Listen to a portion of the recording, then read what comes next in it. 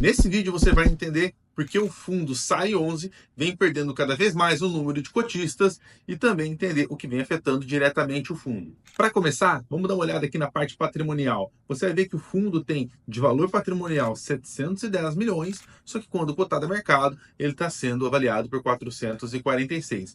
Então, está ali cotado no valor patrimonial de 0,63, aparentemente dá uma implicação que tem algum desconto dentro do fundo, mas espera aí, vamos dar uma olhadinha, vai ter mais coisas aqui para você poder entender se esse desconto de fato ocorre ou não. Vou começar aqui pela parte que vai ser ajustada no valor patrimonial, vai ter um decréscimo do valor patrimonial devido à venda do ativo Barueri, o ativo de logística, o fundo que hoje tem maior composição de locação, ou seja, que está 100% locado, está sendo vendido. Isso vai ter impacto direto ali na frente em relação aos proventos. Dá uma olhada aqui comigo, você vai entender um pouco mais. Então a gente está vendo aqui que o fundo foi vendido em 14 parcelas pelo valor total de 62 milhões e que isso vai fazer com que tenha ali um ganho de capital para o fundo. Porém, quando a gente vai olhar um pouco mais em relação a isso, a gente vai ver que hoje a representação em relação aos aluguéis é de 18,3% aqui no Barueri. Então, exatamente o que foi vendido. A gente vai ver ao longo do tempo essa composição novamente voltar para 100%, porque é 100% do que ela recebe, só que ao mesmo tempo a receita vai cair devido ao fato de não ter mais essa receita dentro do portfólio, por mais que os proventos possam continuar, porque a venda vai gerar uma entrada de recurso financeiro ali dentro do fundo. Mas aí você pode perguntar, mas Jefferson, se a vacância diminuir? É claro, se a vacância tiver uma diminuição, aí então a gente pode ter um incremento ali nessa receita. Mas aí são possibilidades e não são os fatos concretos que tem hoje dentro do. Antes de eu avançar, eu ia pedir para você deixar o seu joinha, se inscrever no canal e ativar o sininho. Deixa seu comentário também, se você tem o SAI-11 no seu portfólio. Voltando aqui, a gente vai ver que o fundo hoje, ele vai ter uma composição ali de 45% em reposição de IPCA, 41% em GPM. São dois indicadores muito bons ali para que haja essa referência de aumento dos aluguéis. O legal é que o fundo tem hoje isso bem mais dividido. Então isso faça com que, se caso uma referência esteja sendo um pouco mais alta em um ano e a outra mais baixa, você se equilibra no modo geral. Aqui um ponto bem ruim em relação ao fundo, quando a gente vai dar uma olhada em entender quem são os inquilinos, é fundamental a gente ter o percentual que cada inquilino tem dentro do ativo. Então a gente vai olhar aqui dentro do percentual de receita, a gente vai ver que tem uma distribuição aqui na Unilever, por exemplo, o WeWork, sim, só que não tem os percentuais. Então isso é muito ruim.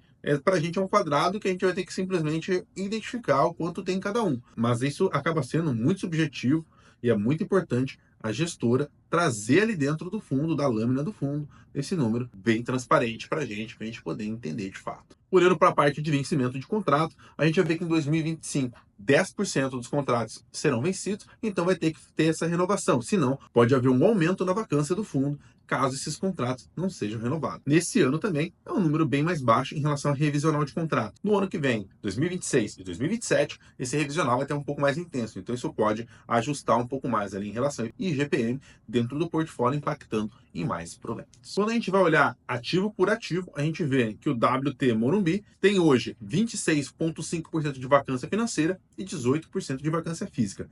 A diferença entre os dois é que a vacância física é o espaço vazio, a vacância financeira é que também há a cobrança de condomínio nesses locais, então essa cobrança vai incidir diretamente para o fundo. Então por isso que a vacância financeira está maior do que a vacância física. Quando a gente vai para o edifício Work Bela Sintra, a gente vê que está 100% locado, então isso é um ponto positivo. Quando a gente olha em relação ao portfólio do Logística de Santo André, a gente vê que está 100% vazio, vacância 100%. Então precisa diminuir a vacância do portfólio de Santo André e também do WT Morumbi.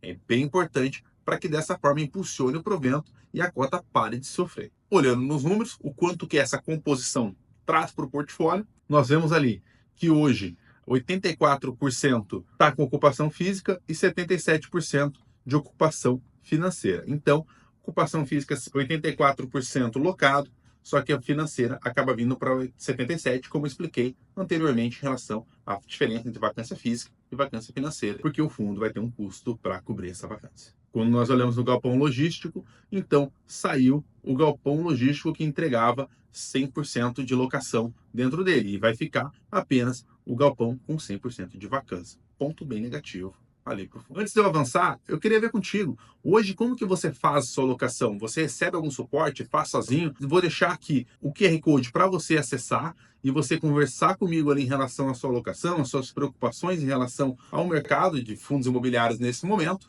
e também a sua alocação global. Como que você vem se protegendo nesse cenário em 2025 e também já pensando no próximo ano ali em relação ao seu portfólio. Tenho total certeza que vai te ajudar e vai ser muito legal esse bate-papo. Voltando para a carteira do fundo, nós vemos aqui então que hoje o total de imóveis equivale a 822 milhões dentro do patrimônio do fundo. Porém, há uma dívida, um CRI da WT de 280 milhões. Então, na hora que a gente equilibra esse patrimônio líquido, ele vai para 710 milhões. O que é um ponto importante? Então, hoje essa alavancagem, ela compromete ali um quarto do valor patrimonial do fundo. Isso é bem expressivo. Quando a gente vai ver o custo da dívida, é de IPCA mais 6. Olhando para o momento atual, acaba sendo até um pouco mais baixo do que a gente tem, por exemplo, numa NTNB. Porém, o que acontece de maneira geral é que vai ter um custo, vai impactar diretamente os proventos do fundo, principalmente porque há uma vacância dentro do galpão logístico e há uma vacância dentro também do edifício de laje corporativa.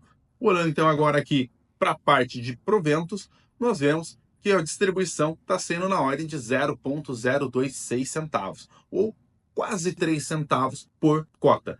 Na hora que nós vamos ver a mercado, essa cota então vai representar aproximadamente 8% de provento ao ano. Então, assim, é um provento que hoje está sendo abaixo do que a média de mercado, por o número de vacância ainda que existe, e pelo risco também de poder aumentar esse número de vacância ao longo desse ano com esse 10% de contrato que tem para vencimento. Agora, só aqui na última parte, então, nem 100% do fundo está dentro dos imóveis, vai ter apenas ali 14% dentro de outros fundos imobiliários.